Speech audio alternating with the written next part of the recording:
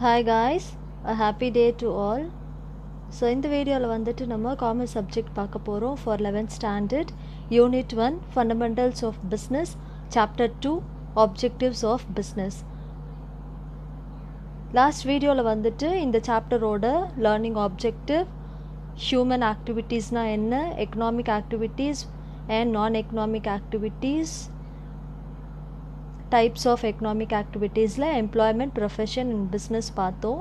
So இந்த வீடியோவில் பிஸ்னஸோட meaning and டெஃபினிஷனும் நான் லாஸ்ட் வீடியோவிலே வந்துட்டு உங்களுக்கு சொல்லிட்டேன். ஸோ இந்த வீடியோவில் நம்ம பார்க்க போகிறது classification of business. So business வந்து on the basis of size, ownership and function அப்படின்னு 3 கேட்டகரியாக வந்து கிளாஸிஃபை பண்ணியிருக்காங்க. So on the basis of size பொறுத்த வரைக்கும் small scale and large scale 2 categories. So small ஸ்கேல்னால் என்ன? சின்ன சின்ன பிஸ்னஸ், சிறு தொழில், ஸ்மால் யூனிட்ஸில் செய்யக்கூடிய பிஸ்னஸ் தான் வந்து ஸ்மால் ஸ்கேல் பிஸ்னஸ் அப்படின்னு சொல்கிறோம். ஸோ இந்த பிஸ்னஸ் பண்ணுறதுக்கு ரொம்ப பெரிய கேபிட்டல் அவசியம் கிடையாது. So it requires only less capital and எம்ப்ளாயீஸும் வந்துட்டு ஸ்மால் நம்பர் ஆஃப் எம்ப்ளாயீஸ் தான் வந்துட்டு இருப்பாங்க. அண்ட் ஸ்மால் ஸ்கேல் பொறுத்த வரைக்கும் கூட்ஸும் வந்துட்டு கொஞ்சமாக தான் ப்ரொடியூஸ் பண்ணுவாங்க. And for example manufacturing textiles in handlooms or power looms கொடுத்துருக்காங்க. ஸோ ஹேண்ட்லூம்ஸ்னால் என்ன? கைத்தறி, சரிங்களா? ஸோ கையில் வந்துட்டு கிளாத்ஸ் வந்து நெய்கிறது. அண்ட் பவர் லூம்ஸும் வந்துட்டு டெக்ஸ்டைல் தான், ஆனால் வந்துட்டு மிஷின் யூஸ் பண்ணி செய்வாங்க. நெக்ஸ்ட் ஒன் மோர் எக்ஸாம்பிள் வந்து கொடுத்துருக்காங்க. Extraction of edible oil from seeds like groundnut, sesame through traditional wooden churner, சரிங்களா? ஸோ சர்னர்னால் வந்துட்டு மத்து, நம்ம எல்லார் வீட்லேயும் இருக்கும். அண்ட் கிரவுண்ட்நட் உங்களுக்கு தெரியும். அண்ட் செசமே வந்துட்டு எள்ளு. ஸோ இதிலெல்லாம் வந்துட்டு நம்ம ஆயில் எடுத்து சேல் பண்ணுறது. சின்ன யூனிட்ஸ் என்ன பண்ணுவாங்க, இந்த மாதிரி ஹோம் மேட் ஆயில்ஸ் வந்துட்டு சேல் பண்ணுவாங்க. ஸோ அதுவும் வந்து ஸ்மால் ஸ்கேலில் வரும். நெக்ஸ்ட் வந்து ஸ்மால் ஸ்கேலுக்கு அப்படியே opposite large scale. Large scale business பொறுத்த வரைக்கும் நம்மளுக்கு ஹியூஜ் கேபிட்டல் வந்து தேவைப்படும். அண்ட் எம்ப்ளாயீஸும் வந்துட்டு லார்ஜ் நம்பர் ஆஃப் எம்ப்ளாயீஸ் இருப்பாங்க, ஒர்க்கர்ஸ் இருப்பாங்க. And produce goods on large scale. Example, அந்த 2 எக்ஸாம்பிளே கம்பேர் பண்ணி தான் இந்த எக்ஸாம்பிள் இருக்குது. அங்கே வந்துட்டு ஹேண்ட்லூம்ஸ் பார்த்தோம், இங்கே வந்துட்டு டெக்ஸ்டைல் மில்லு வச்சுட்டு டெக்ஸ்டைல்ஸ் வந்து ப்ரொடியூஸ் பண்ணுறது, மேனுஃபேக்சர் பண்ணுறது. ஃபார் எக்ஸாம்பிள் பெரிய industries like Raymonds and Ramraj cottons இவங்கெல்லாம். அண்ட் ஆயில் வந்துட்டு மில்லில் சஃபலோ, சன்ஃப்ளவர், கோல்ட் வின்னர், இந்த மாதிரி பெரிய பெரிய ஆர்கனைசேஷன் பெரிய யூனிட்டில் அவங்க பிஸ்னஸ் பண்ணுறதுனால மில்லில் தான் வந்துட்டு ஆயில் வந்து எக்ஸ்ட்ராக்ட் பண்ணுவாங்க யூஸிங் லார்ஜ் மிஷினரிஸ். ஸோ அதுக்குன்னு தனியாக மிஷினரிஸ்லாம் வச்சுருப்பாங்க. அதை யூஸ் பண்ணி ஆயில்ஸ் வந்துட்டு எக்ஸ்ட்ராக்ட் பண்ணி அதை வந்து சேல் பண்ணுவாங்க. Next activities on the basis of ownership. So ownership பொறுத்த வரைக்கும் 3 கேட்டகரிஸாக பிரிக்கிறாங்க: private, public and joint. So அது ஒன்று ஒன்றா நம்ம பார்க்கலாம். ப்ரைவேட் என்டர்பிரைசஸ்னால் என்ன அப்படின்னா, it is an enterprises which is owned, managed and controlled by persons other than government. இங்கே கவர்மெண்ட்டில் இருக்க மாட்டாங்க, ப்ரைவேட்டாக தனியாக ஒருத்தவங்க வந்துட்டு தொழில் செய்கிறது தான் வந்துட்டு private enterprises. So no involvement of government here. For example sole proprietorship, அவர் வந்து ஒரு இண்டிவிஜுவல், அவரோட ஓன் பிஸ்னஸ் செய்கிறாங்க, ப்ரைவேட்டாக செய்கிறாங்க, சரிங்களா? அண்ட் பார்ட்னர்ஷிப்பும் வந்துட்டு ப்ரைவேட் என்டர்பிரைசஸில் தான் வரும். Partnership 2 or 3 persons and more then 2 or 3 persons சேர்ந்து ஒரு ப்ரைவேட்டாக ஒரு பிஸ்னஸ் செய்கிறது. For example Ramesh brothers. Public என்டர்பிரைஸ்னால் என்ன அப்படின்னா, it is fully owned, managed and controlled by government. ஒன்று கவர்மெண்ட், இல்லைனா கவர்மெண்ட் ரிலேட்டட் ஏஜென்சிஸ். இவங்க 2 பேரும் வந்துட்டு செய்கிறதா வந்துட்டு public enterprises. For example department wise பார்க்கும்போது PWD department and public corporation wise பார்க்கும்போது ஓஎன்ஜிசி. ஸோ ஓஎன்ஜிசி தான் இப்போ எல்லாம் நிறையா ப்ராஜெக்ட்ஸ் எடுத்து செஞ்சுட்டு இருக்காங்க கவர்மெண்ட். அண்ட் ஸ்டேட் பொறுத்த வரைக்கும் கவர்மெண்ட் கம்பெனிஸ் பொறுத்த வரைக்கும் trading corporation, that is STC. So இதெல்லாம் வந்துட்டு examples for public enterprises. Next joint enterprises. பேர்லேயே வந்துட்டு நம்மளுக்கு தெரியுது ஜாயிண்ட் என்டர்பிரைசஸ்னால் என்ன அப்படின்னா, an enterprises is said to be a joint enterprises where it is owned, managed and controlled by government and private enterprises. இதை கவர்மெண்ட்னு சொல்ல முடியாது, ப்ரைவேட்னு சொல்ல முடியாது, ரெண்டு பேரும் சேர்ந்து ஒரு பிஸ்னஸ் பண்ணுறது வந்துட்டு joint enterprises. For example Maruti Suzuki. Next activities on the basis of function. Function பேசிஸில் வந்துட்டு இது 2 கேட்டகரிஸாக பிரியுது. ஒன்று வந்து இண்டஸ்ட்ரி அண்ட் இன்னொன்று வந்து காமர்ஸ். ஸோ இண்டஸ்ட்ரி ஃபஸ்ட் பார்த்தலாம். இண்டஸ்ட்ரினா என்ன? இண்டஸ்ட்ரியலில் வந்து பிஸ்னஸ் ஆக்டிவிட்டீஸ் எப்படி இருக்கும்? It is connected with raising, producing or processing of consumer goods. So இது ஃபுல் அண்ட் ஃபுல் இண்டஸ்ட்ரி வந்து கன்சியூமர் குட்ஸ் ப்ரொடியூஸ் பண்ணுறது தான் வந்துட்டு இவங்களோட business activity. For example bread, butter, cheese, shoes or capital goods like machineries. இது ஃபுல்லாக வந்துட்டு industry related business activity. And commerce பொறுத்த வரைக்கும் காமர்ஸோட ஆக்டிவிட்டி என்னவாக இருக்கும்? It establishes a link between producer and consumer.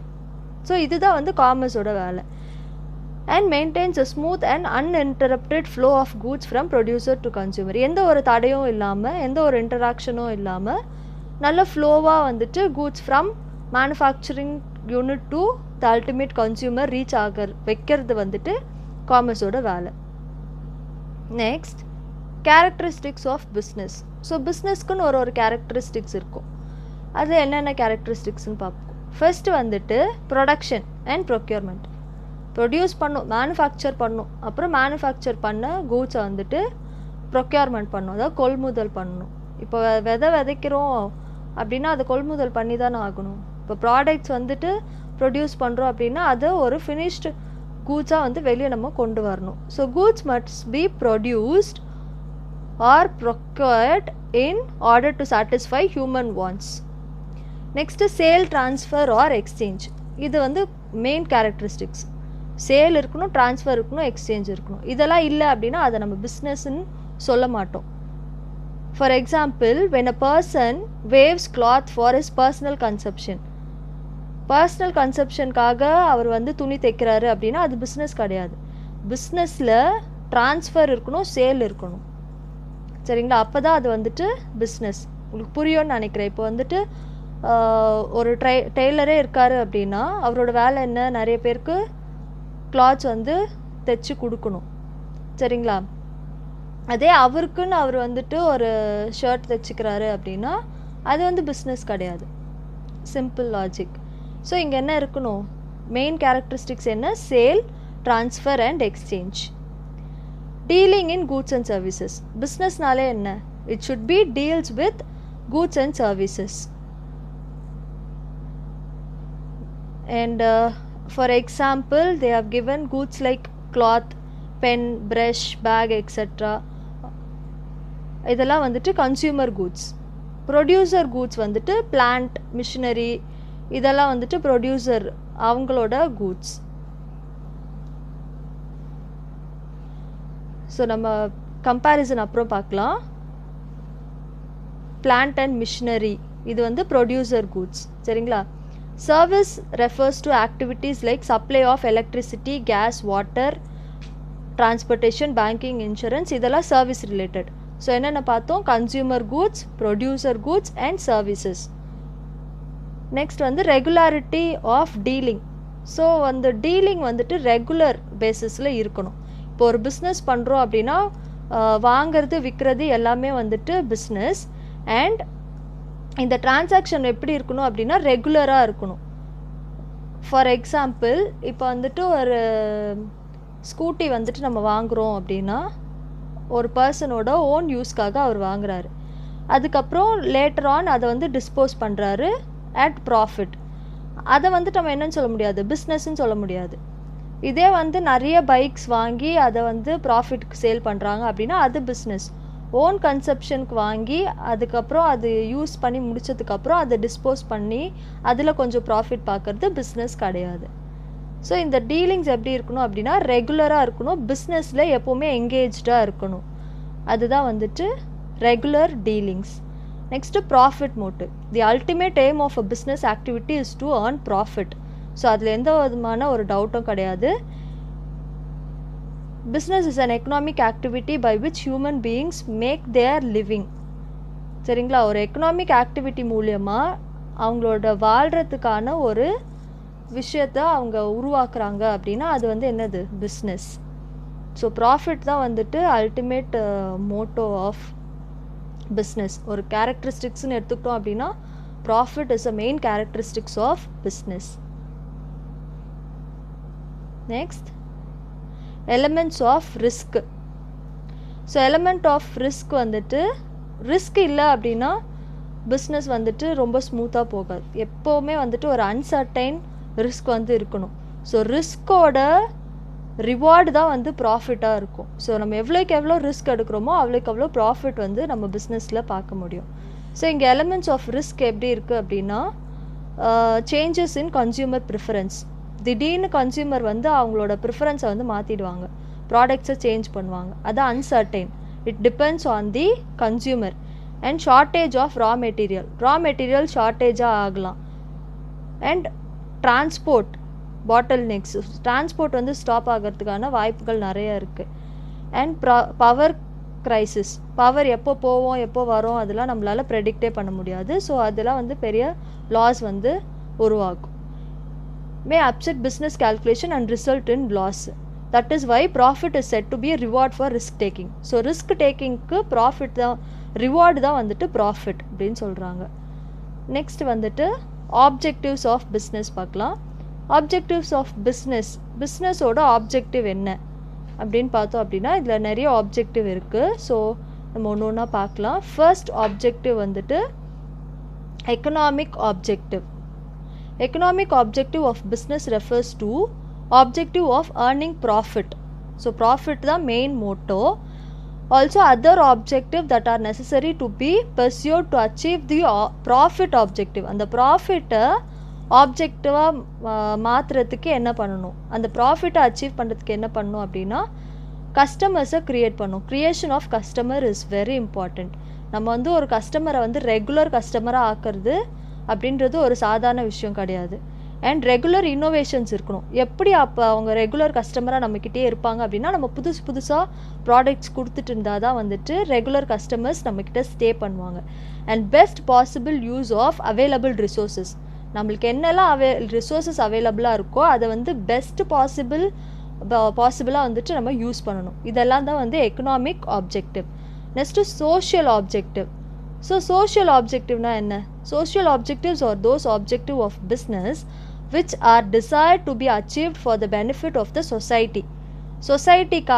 சொசைட்டியோட பெனிஃபிட்ஸ்க்காக சில விஷயம்லாம் பண்ணுறது வந்து சோஷியல் ஆப்ஜெக்டிவ். ஏன்னா வந்துட்டு சொசைட்டிலேருந்து நம்ம வந்து நிறைய யூஸ் பண்ணிக்கிறோம், ரிசோர்ஸஸ் எல்லாம் யூஸ் பண்ணிக்கிறோம். அண்ட் அதெல்லாம் யூஸ் பண்ணும்போது சொசைட்டி இன் ரிட்டர்ன் வந்து கண்டிப்பாக எக்ஸ்பெக்ட் பண்ணும் சம் வெல்ஃபேர். ஸோ அதெல்லாம் வந்துட்டு நம்ம பண்ணி கொடுக்கணும். இதை social objective. Since business operates in a society by utilizing its scarce resources, the society expects something return for its welfare. No activity of a business should be aimed at giving any kind of trouble to the society. நம்ம பண்ணுற எந்த ஒரு பிஸ்னஸும் வந்துட்டு சொசைட்டிக்கு ட்ரபிள்ஸமாக இருக்கக்கூடாது. இப்போ Sterlite இருக்குது அப்படின்னா அது தூத்துக்குடிக்கு எவ்வளோ பெரிய ஒரு பாதிப்பாக இருக்குது. ஸோ அந்த மாதிரி நம்ம பண்ணுற ஒரு பிஸ்னஸ் வந்துட்டு சொசைட்டியை வந்து பாதிக்கக்கூடாது. ஸோ இது வந்து social objective. Next organisational objectives. So organisational objective என்னவாக இருக்கும் அப்படின்னா இது வந்துட்டு ஆர்கனைசேஷனை எப்படி வந்து நம்ம மெயின்டைன் பண்ணுறோம், மாடர்னைஸ்டாக வச்சுக்கிறோம், எக்ஸ்பேன்ஷன் கொடுக்கணும் அதுக்கு. அண்ட் குவாலிட்டி ஆஃப் கூட்ஸ் வந்து சப்ளை பண்ணணும் to the consumers. And customer satisfaction கண்டிப்பாக இருக்கணும். இதெல்லாம் வந்து organisational objective. The organizational objective denote those objectives an organization intends to accomplish during the course of its existence in the economy, like expansion and modernization and supply of quality goods to consumers, customers satisfaction, etc. Next is human objective. Human objective வந்துட்டு well-being of an employees. So employees concern வந்து கண்டிப்பாக இருக்கணும். So employees நல்லா இருந்தால் தான் அந்த organisation வந்துட்டு எப்படி இருக்கும் அப்படின்னா நல்லா இருக்கும். எம்ப்ளாயீஸ்க்கு வந்துட்டு நல்ல ப்ராப்பராக வந்துட்டு டேக் கேர் பண்ணிக்கல அப்படின்னா அந்த ஆர்கனைசேஷனில் ஏன்டா நம்ம வேலை செய்கிறோம் அப்படின்ற ஒரு ஃபீல் வந்து அந்த எம்ப்ளாயிக்கு வரக்கூடாது. ஸோ இது வந்துட்டு எம்ப்ளாயி ஆப்ஜெக்டிவ்னு இல்லை, ஒரு பேசிக் ஹியூமனோட ஒரு திங்காக இருக்கணும். இப்போ ஒரு ஆண்டர்ப்ரனர் இருக்கார் அப்படின்னா அவருக்கு கீழே வேலை செய்கிற எம்ப்ளாயீஸோட எம்ப்ளாயி கன்சர்ன் ரொம்ப முக்கியமாக அவங்க வந்து டேக் கேர் பண்ணணும். ஸோ அதான் சொல்கிறாங்க, human objective refers to an objective aimed at the well-being as well as fulfillment of expectations of employees as also of people who are disabled, handicapped and deprived of proper education and training. The human objective of business may thus include economic well-being of the employees, social and psychological satisfaction of employees and development of human resource. So employee concern இருக்கணும், அது ரொம்ப முக்கியம் ஆர்கனைசேஷனில். Next வந்துட்டு national objectives. Being an important part of a country, every business must have objective of fulfilling national goals and aspirations. The goal of the country may be provide employment opportunity to its citizen, earn revenue for its exchequer, become self-sufficient in production of goods and services, promote social justice, etc. Business activities should be conducted keeping these goals of the country in mind, which may be called national objective of a business. So national objective வந்துட்டு ஒரு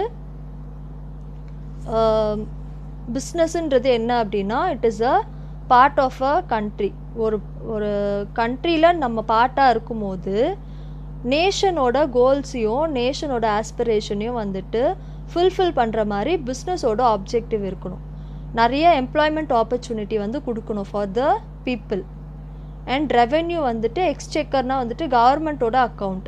இப்போ எப்படி கவர்மெண்ட்டோட அக்கௌண்ட்க்கு வந்துட்டு revenue வரும்?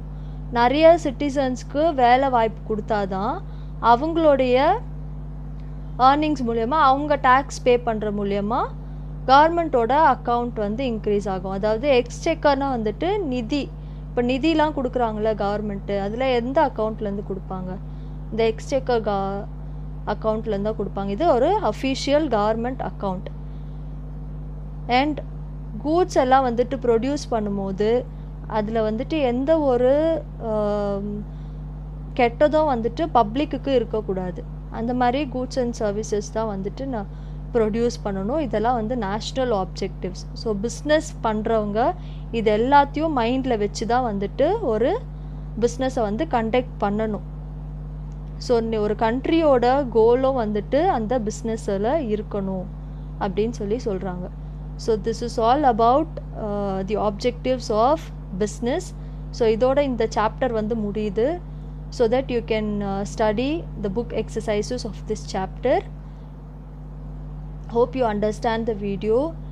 Please share with your friends and subscribe the channel for more videos. Thank you guys. Have a happy day.